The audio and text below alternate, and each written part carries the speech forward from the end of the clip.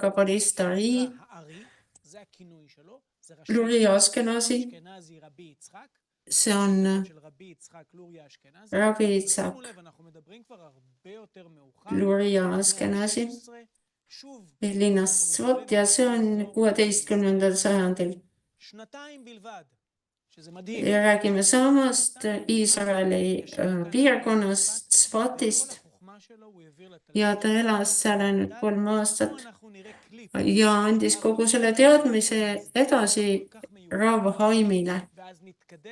Ja see on üks klipp, mida vaatame koos nüüd Ari elust.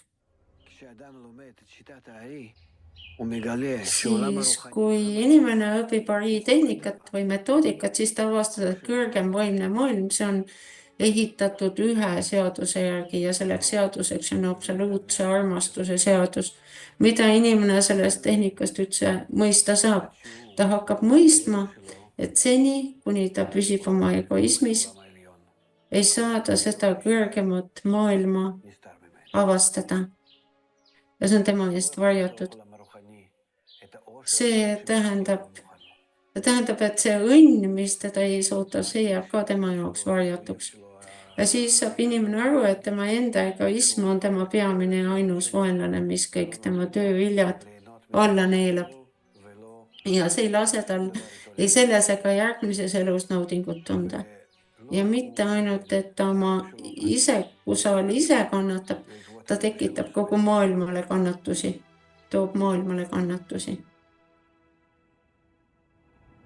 Ari lõi metoodika, lubades inimesel oma egoismist kõrgemale tõusta, ilma seda maha surumata, ilma seda kustutamata ja tõusta sellest kõrgemale. Seda tehnikat nimetatakse ekraani tehnikaks, võimaldades inimesel leida seda, mida ta läbi inimkonna ajaloo otsinud on. Vabadus, lootus, rahu, armastus. Ari avastas meie jaoks mitte ainult tehnika või selle metoodika, vaid ka selle, kuidas me saame seda igale inimesele edasi anda, et kõik saaksid vaimsesse maailma tõusta, olles leidnud temast talle määratud õnne. Ari ütles meile, kujuta ette, et sa seisad allika ääres ja januned vee järele, võtad oma anumasse vett, täidad selle, jood ja tunned, kui räpane see vesi on. Ja tunnete, et vesi on määrdunud. Kuid allika vesi on alati puhas ja see on teie anum, mis on määrdunud. See on kõigi kannatuste põhjus. Kui teie anum ei ole puhas, siis ei ole vahet, kui puhas on allika vesi. Puhas vesi ei ole määrdunud anumast tajutav ja on selle anuma sarnane, see teeb ainult kannatusi. Kui puhastad anuma, siis pärast põhjalikku pesemist muutub allika vesi sulle naudingu allikaks. Ainult sel viisil. Ainult siis, kui puhastad oma sisemise anuma isekusest, mis on sinu sisse põimitud, saad kogeda kõiki suuri naudinguid, mille looja on sinu jaoks ette valmistatud. Seda suurepärast valgust, mis sind ümbritseb. Ja sulle pidevalt paistab ainult siis, kui häälestad ennast selle valguse ilmutusele, püüdled selle poole, alles siis saad oma sisemise anuma puhastada.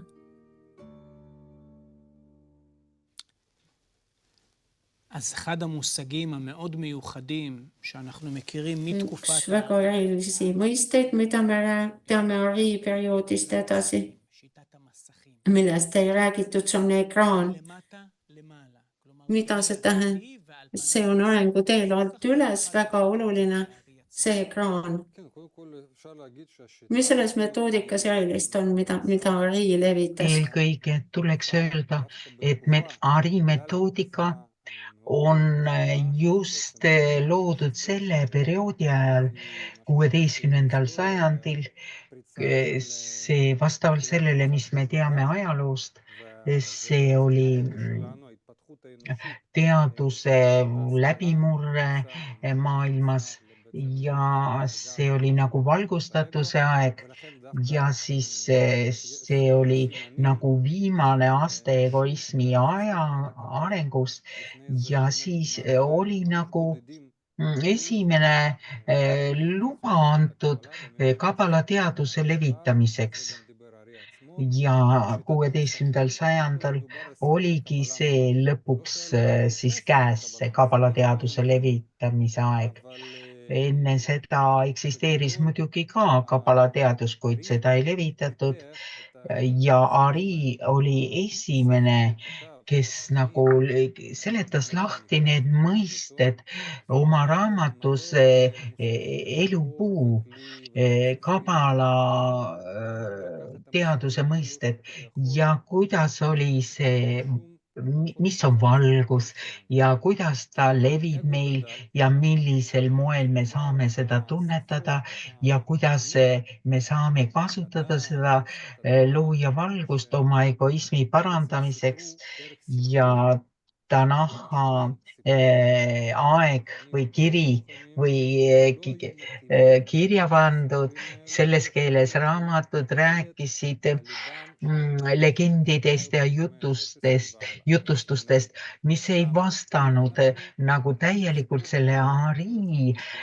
mõttele ja arusaamale inimese arengust ja tema hinge arengust eelkõige ja sellest, et inimene on võimeline ja saab läheneda loojale ja ta tõi niisuguse mõiste nagu ekraan, mis peegeldab tagasi looja valgust meilt ainult juhul, kui me seda valgust tunnetame ja ei taha seda enda peale egoistlikult kasutada. Kõik need ajaloolised jutustused on lahti mõtestatud Ari poolt nagu kliis, mõiste klii, siis partsuuf ehk vaimse hinge ehitus, kõik need 10 sfirot, mis ta on lahti seletas, kus ta andis nagu nendele kindla mõiste ja arusaama meile sellest, mis on mis ja kõik see valgus, mis on talletatud nendesse raamatutesse, muudab seda inimest, kes seda raamatut loeb. Ja tuleb välja, et need meie soovid on juba kirja pandud siis 1000 aastat tagasi, kus me suudame nagu jagu saada oma saamissoovist ja aru saada, et kõik meie kannatused on seotud meie egoistlikust ellu lähenemisest ja kuidas seda kõike mõista. See on nagu avati meie jaoks midagi